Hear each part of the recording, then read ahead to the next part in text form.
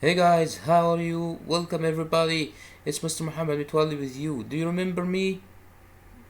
Yes, you do. I am Mr. Muhammad who taught to you the last semester. And I will present for you our today's lesson, which is about chapter 4, lesson 1, what questions do scientists ask? It's very interesting lesson. I hope you enjoy this lesson with me. Of course you enjoy, I know. I know that.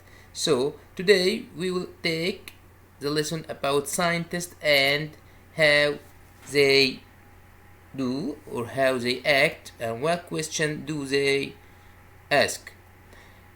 Your hand skills book chapter 4 contains this lesson and another lessons. So we will start with lesson 1 as you see here in the screen. So concentrate with me and focus. You will enjoy with this lesson. I will explain it again for you. Let's start our lesson with the definition of scientist. A scientist. Who is a scientist?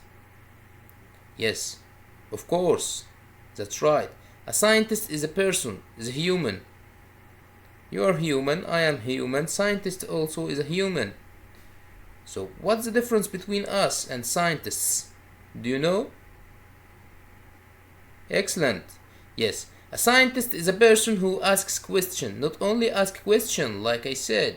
Scientists ask question about everything around them and try to investigate and analyze everything about around them and give us the answer about the world and natural world as well.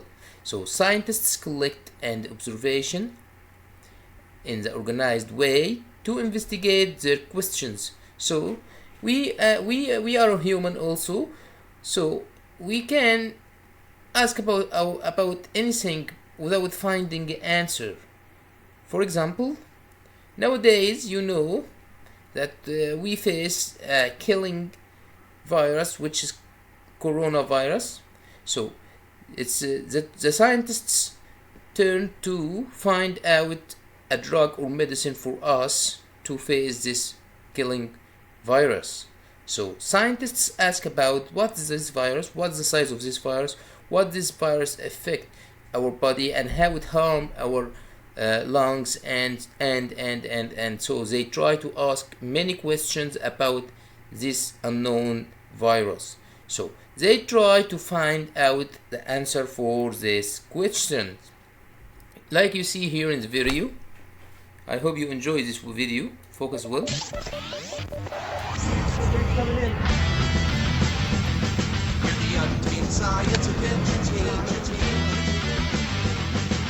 work from a clubhouse in a tree, exploring our world and its mysteries, lifelong learning, discovery, untamed science, go adventuring. Up, we got an incoming.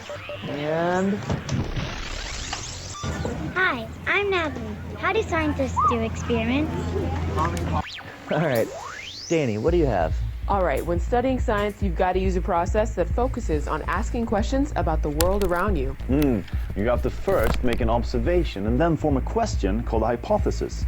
Next, you need to design an experiment that will help you test your hypothesis. After that, you gather the data, and then you've got to draw conclusions from your data to prove if your hypothesis was right or wrong. And last, communicate your results by telling others what you've learned. All right, let's get Ailey to show us a real experiment with... Is that tomato soup?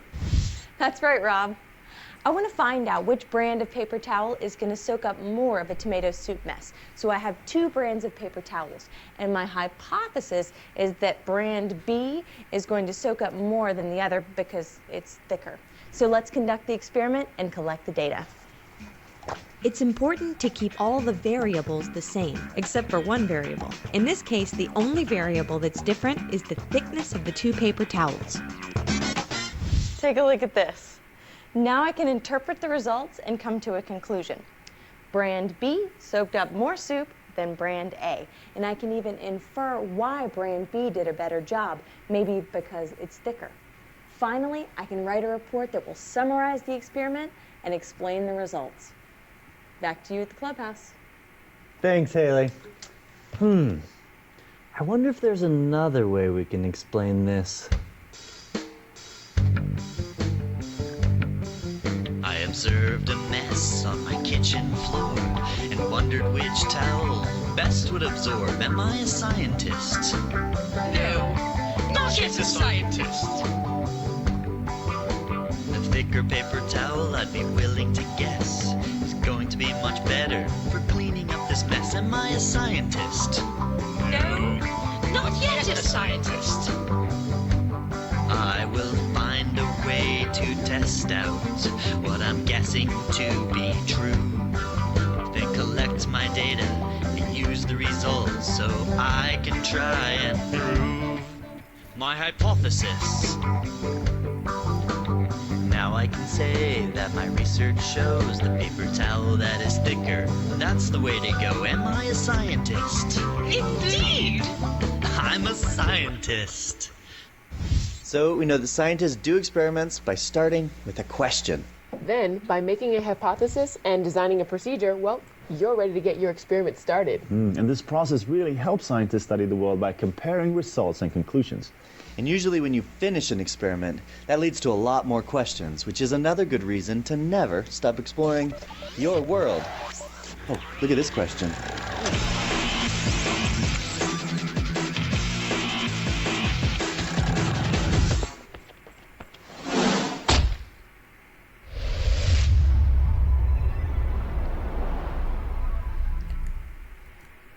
So back again, my dear students, to our lesson. After you watch this video, this interesting video show you how do scientists think about anything and collect data and investigate the data and put the hypothesis to give us the answers. Now I will show you what the question do scientists ask. The question begins with the words such as who, what, when, where, why, and how. For example, if the scientists find out anything that's unknown, they try to ask by what does this thing is, when this thing began to appear, for example, where we can find this thing, why we didn't find this thing here or there, and how we can get an image for this thing. That's it, I think. I now let you watch another video to be obvious in your mind and clear to get an idea about this.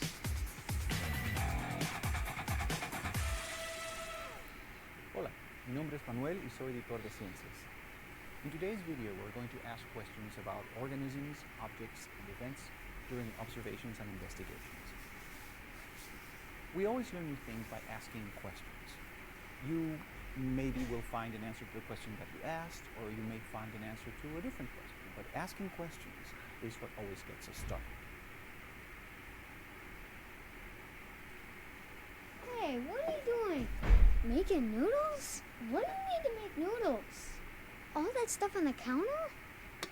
Why are you wasting that? Is that a physical or a chemical change?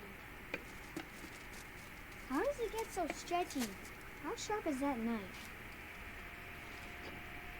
Why does boiling water make those noodles cook?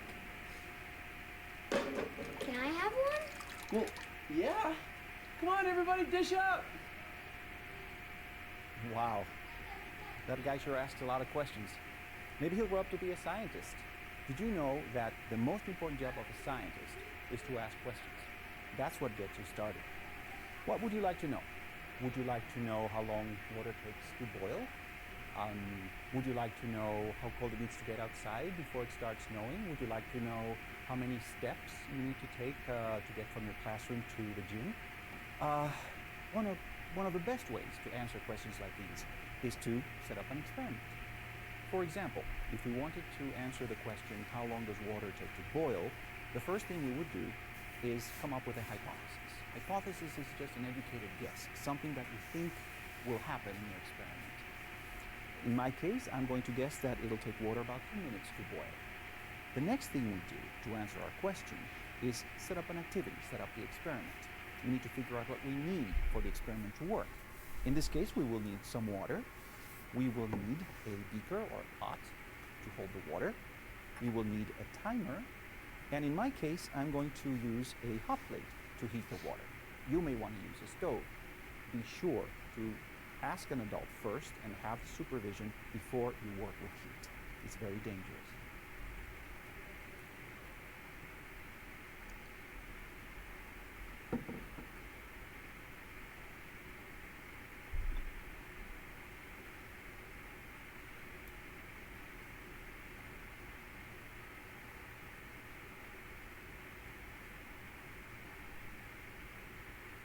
Well, looks like it took about 8 minutes for the water to start boiling. Now, can you think of any other factors that might affect the time it takes water to start boiling? Maybe the amount of water. Would that change the time it takes to start boiling? If I had more water, less water to begin with? Or maybe if I had covered this thing while it was boiling, or maybe if I had done this experiment up on a mountain instead of doing it at my school or at my house. All of these factors can affect the outcome of an experiment. In today's video, we asked a question about the time it would take water to start boiling, and we answered it by doing an experiment. Now here's something for you to do. Pick a question that you would like to answer. For example, you might want to know how long it takes a toy car to roll down a ramp, or you might want to know something about the life cycle of a beetle, or how long it takes a glass of water to evaporate. Then try to come up with a hypothesis and do an experiment to answer your question, and share your results with a teacher or with some friends. Hasta la próxima.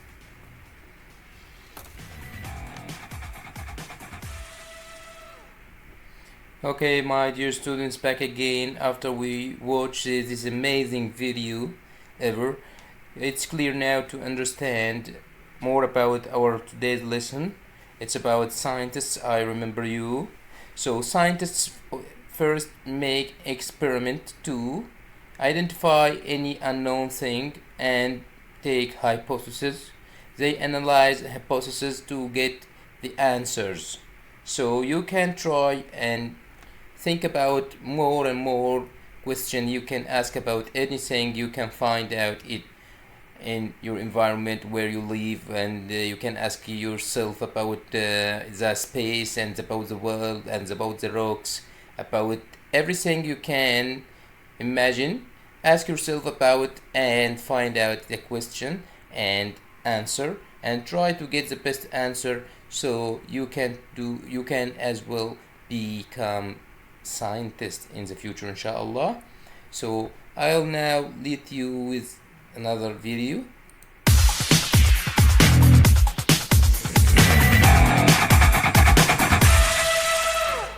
Hi, my name is Mrs. Hampton from Rockrimmon Elementary. Hi, my name is Emma from Miss Hampton's class. Today, we're going to identify an important problem in our area and come up with a possible solution. There are problems to be solved in many areas of life, and the first step to solving a problem is figuring out what the problem is. A scientist calls this identifying a problem. If we can learn to identify problems, we will be able to make an impact in the world around us. In my class, we are learning to identify problems. The problem that I came up with is that the water in my storage towers in my town are getting low, and we have not had enough rain yet this year. Rainy season does not start for another month. The problem with this is that all of the people who live in my town use lots and lots of water every day. If we run out of water, there will be lots of additional problems. So I am trying to come up with a solution. At first, I didn't think there would be a good solution. I couldn't make it rain more. Then I thought of a solution that might work. If we cannot store more water, maybe we can figure out a way to use less water. For example, what if everyone in our town used a little less water for one day out of the week and did that for a whole month? And Then the entire town would be able to save a lot of water, but people would only have to sacrifice water 1 day per week. My teacher told me that this is a solution people have been using for years. So to solve my problem, I am making signs to put up around town. I am asking that everyone whose last name starts with a certain letter conserve water on a certain day, like A through D on Monday, etc. I am asking that on their water-saving day, people wear clothes, an extra day to save on laundry, wash only the dishes they really need to use, skip watering their lawns, and even skip baths for their children and pets. I think that if everyone agrees to do their part, we can save a whole lot of water over the next month until rainy season begins. I am hoping lots of people see my signs. Today we saw how to identify a problem, and that even someone my age can be a part of finding solutions to very important problems in our world. You can solve problems too. Remember, the first step to solving a problem is identifying the problem. Think of a problem in your area. Maybe it's cold outside and there are people who don't have coats. Maybe there's an endangered species in your neighborhood. Maybe people are littering on your street. Whatever your problem, see if you can come up with a list of possible solutions. Keep thinking until you find one that works and then try it out. This is how a scientist solves problems, by identifying the problem and then attempting solutions. Until next time, have fun exploring! From the previous slide, you hear clear to know how the scientists find out the solution for any problem. For example, if you go out and you and your parent for work and for shopping for anywhere and you lost your keys, so you will not able to open the door of your house. So this is problem. You can make hypothesis to know how you can open the door of your house, so you can find out a solution. You can ask yourself and ask your parent how we can try to open the door of our home to go inside your home. So you try to find out a solution to solve this problem. That's how the scientists think about the problems. They identify the problem and find out the solution for the problem to be clear and easy to solve it. So another slide here about think about questions and look for answers. Here I collect you and give you here 2 pictures so you can focus with and find out the answers for these questions. At your left hand side you will find here a little man thinking about something about giant cloud of dust and gas where plants are born. He asks himself about this. So he can collect data and investigate to try to solve this problem and find out answer to his question. Another question is unknown figure here at your right hand side. It's about somebody drawing a duck and put circle below the legs of the duck and question mark. Guess what? Ask yourself, identify and guess what he will draw another to complete his drawing. So you can try it with yourself at your home and find out the answer. And the answer here will verify from one to another, but all of the hypotheses you will do is correct also. So try to think like scientists, ask question and collect data about the thing you asked about and find out the solution to be like scientists. I hope you enjoy. So we will have to continue our lesson by this my handwriting drawing. I draw this to facilitate and easiate understanding what is the scientist, and you can also ask this question and find out any answer for this question. So scientists asks first and thinks they can investigate. The scientist can make experiments. They test the experiments. They collect data. Then they observe. So they discover something. They sort this discovering. So they guess this discovering as well. So beginning by hypothesis, which means guessing what? What is this? There are unknown things around you. You can guess what are this thing. You can classify this thing. You can sort them. Then make experimentation. Experimentation here you can try to find out what are the shape of this thing. You can try put hypothesis and guessing what does it mean. Then after experimentation here refine the idea. You can refine the idea, you get a new idea about this object. So experimentation again, and final is a statement. You can write the statement and your conclusion, your info about this thing you find out. Here you can enjoy with this wrap up video of today's lesson. I give you this video to summarize our today's lesson of. So enjoy watching and come back again to me.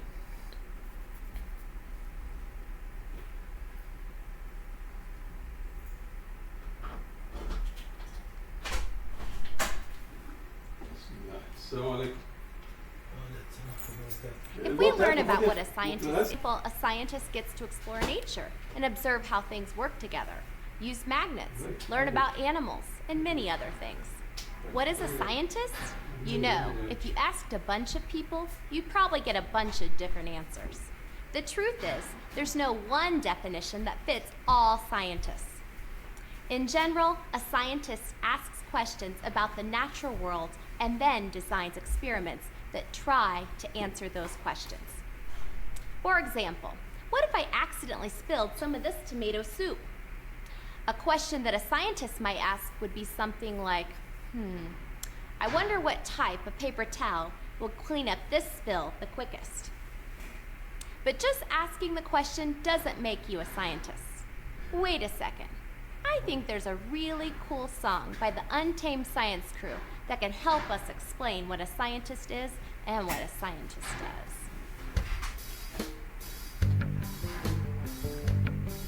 I observed a mess on my kitchen floor and wondered which towel best would absorb. Am I a scientist?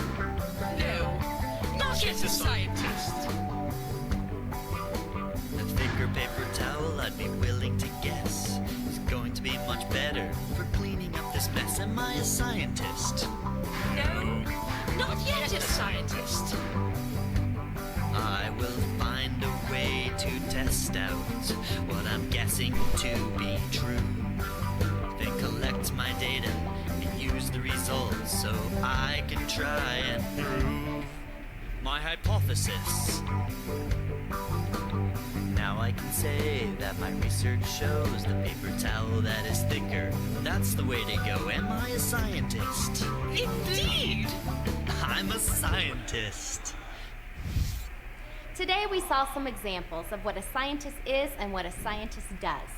Write down the steps from the music video that tell what a scientist does. And after you have the steps written down, do the first step.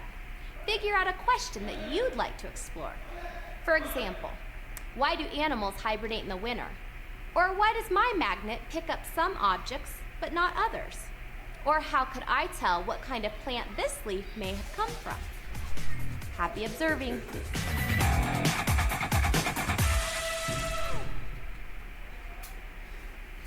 Here is the wrap-up sheet of today's lesson written by me. What scientists do. So you focus more and more. Scientists use inquiry to study the world around them. You have also known that scientists ask questions about the world. Scientists asked how might the plants be grown in the space without soil. You know that plants need soil and air and water to grow up. In the space there is no soil, so scientists asked about this. Scientists explored ways to grow plants without soil. They added nutrients into water, the plants grow, and finally scientists share what they learn. Now people can grow plants in the space. Turning to our quiz in brief about our today's lesson.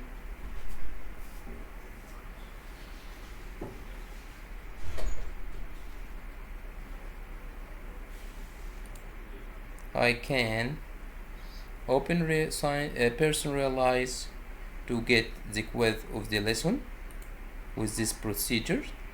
You can do this procedure as well. Then you can here browse and get the quiz from this page. Here is the hand scale pop. Our today's lesson, I can press here. So the quiz of our lesson today, we can start the quiz. I can solve the quiz with you. Here you can listen to the person. Drag the word next to the description it matches. Inquiry. What? Nutrients. Asking questions and looking for answers. Materials plants need from soil. Here in the first question, he gave you two choices. You can put the best choice that completes the answer. Asking questions and looking for answer.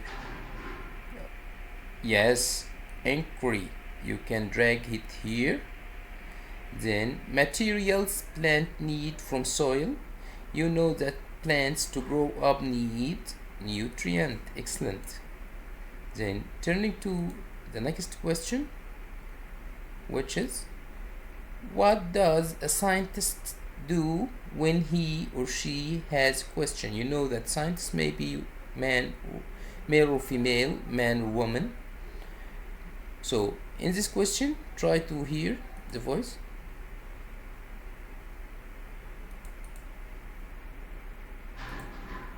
What does a scientist do when he or she has a question? Number one, the scientist gave up. Number two, the scientist investigates. Number three, or C, the scientist ignore information. D, the scientist get angry and frustrated. Which one you choose? Yeah, excellent. You can choose B. B is the best answer that complete the statement. Turning to the next question.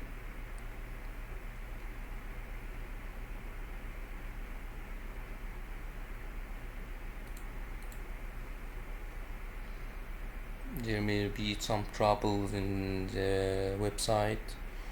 We can try to fix it again. So as you learn from our lesson, you can be a scientist and ask about this problem. This is a problem. The internet may be, you can ask yourself, what happened to this? Why the download is missed?